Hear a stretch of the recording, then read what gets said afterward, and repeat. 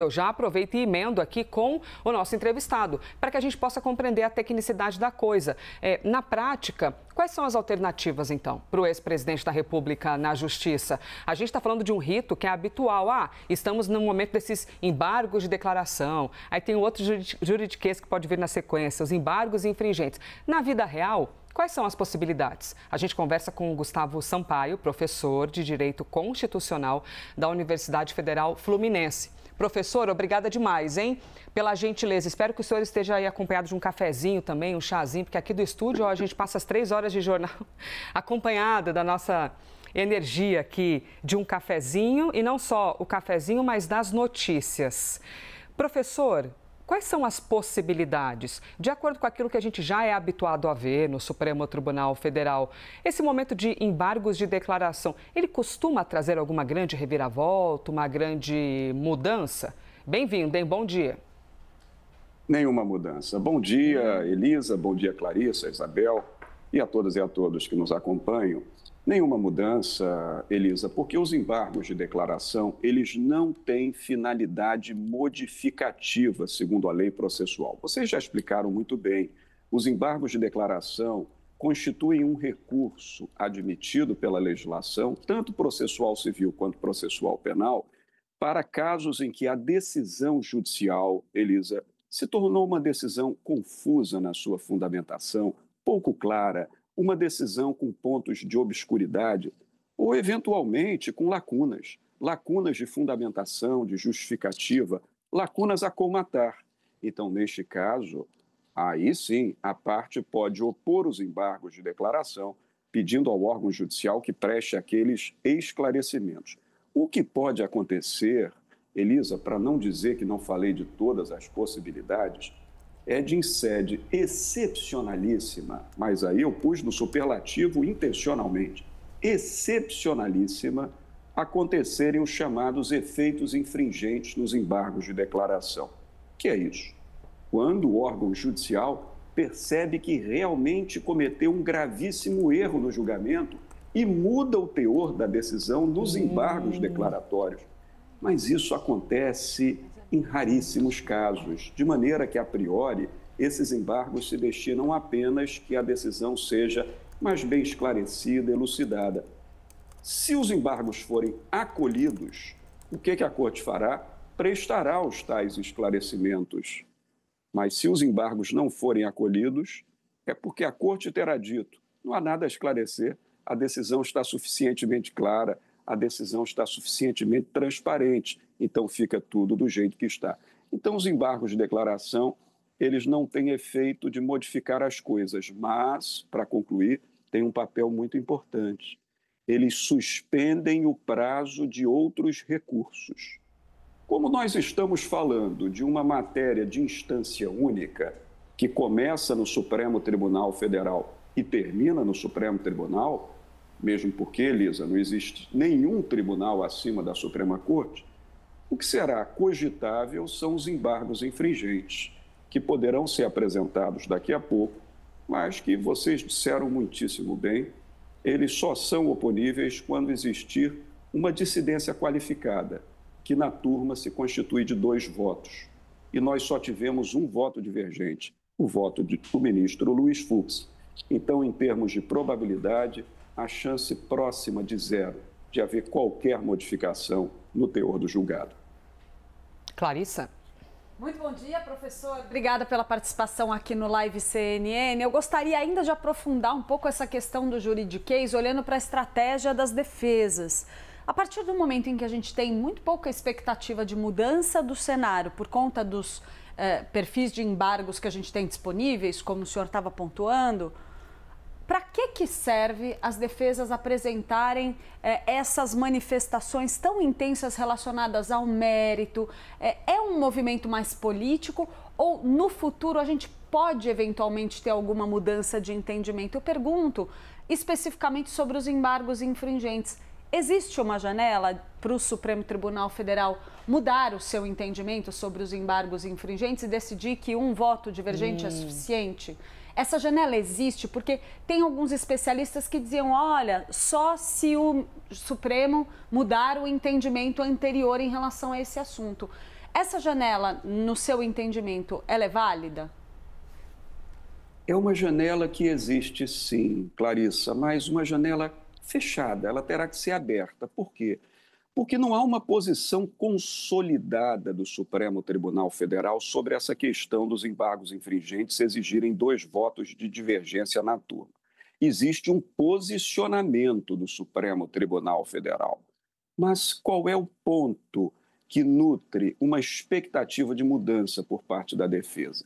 É que, na verdade, o regimento interno, ele não trata, estou me referindo ao regimento interno do Supremo Tribunal Federal, por óbvio, ele não trata do que é a divergência qualificada nas turmas, só no plenário. O que diz o regimento? Que no plenário, que se constitui de 11 ministros, para serem oponíveis os embargos infringentes do julgado, dos 11 ministros, é necessário que 4 tenham votado, no mínimo, pela absolvição. 4 ou 5, porque se 6, o réu terá sido absolvido. Mas se ele tiver tido 4 votos divergentes pela absolvição, condenado por 7-4 ou por 6-5, ele pode apresentar embargos infringentes. O regimento silencia em relação à proporcionalidade nas turmas, diz o Supremo. Se o plenário tem praticamente o dobro do número de ministros das turmas, então, se no plenário são 4 votos exigidos, na turma são 2. Mas a lei processual penal não fala disso, fala em divergência. Então, a defesa alega, e eu compreendo o esforço da defesa, os advogados de defesa têm o papel profissional de empreender todo o seu esforço na defesa daqueles que eles representam. A defesa diz: como não há margem matemática prevista no regimento, um voto divergente basta para justificar a oposição dos embargos infringentes. Sabemos que a chance disso ser modificado como entendimento no Supremo Tribunal Federal é pequena, mas a defesa quer provocar essa reflexão exatamente para que, no futuro, tudo tenha sido questionado. E, por fim, Clarissa, quando você indaga sobre os embargos de declaração, faz sentido que a defesa diga de novo nos embargos de declaração o que ela já disse nas suas manifestações defensivas durante toda a fase de julgamento? Faz, porque ela precisa pré-questionar tudo o que ela puder pré-questionar para forçar o tribunal a decidir sobre esse pré-questionamento, para que haja fundamentos e argumentos, sabe-se lá no futuro, a esperança é a última que morre, se depois do trânsito em julgado, uma eventual revisão criminal não poderá, diante de uma nova composição do Supremo Tribunal Federal, forçar a Corte a uma mudança de entendimento. Então, eu compreendo deontologicamente, eu compreendo do ponto de vista ético o esforço que a defesa está fazendo, mas também digo que a chance de qualquer mudança de entendimento no Supremo Tribunal Federal continua sendo muitíssimo pequena, inclusive em relação a pontos como a consunção. A defesa insiste que o crime de abolição violenta do Estado Democrático de Direito do artigo 359-L foi absolvido pelo crime de golpe de Estado. A defesa alega dupla punição, mas o Supremo Tribunal Federal firmou o entendimento do concurso material dos 2 crimes. Então, a chance de mudança por hora é muito pequena. Seguimos aqui ao vivo com o professor Gustavo Sampaio, nos ajudando a compreender este momento, na linha do tempo em que as defesas enviaram os seus recursos e o Supremo vai julgar esses recursos, para ver se muda, né, Isabel Mega?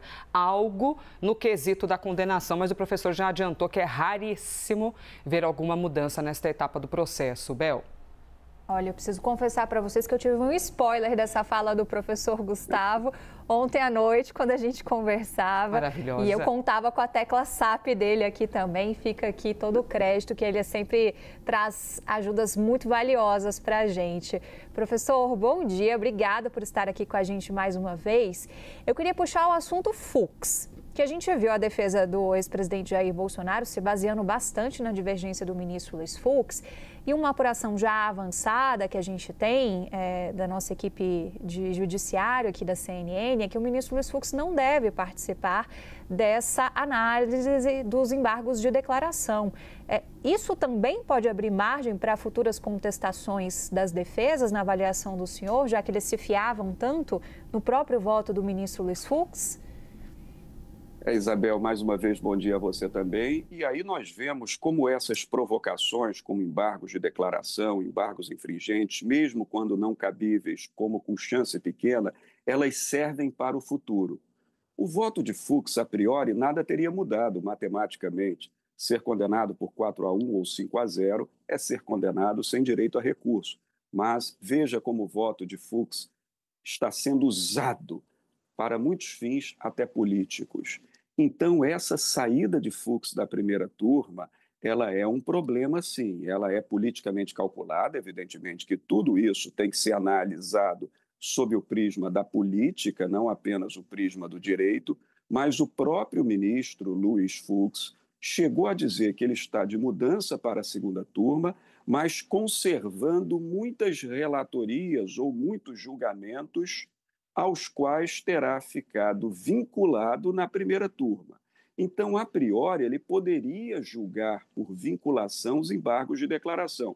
Se ele não julga os embargos, veja, ele deixa de fixar um voto divergente no não acolhimento dos embargos.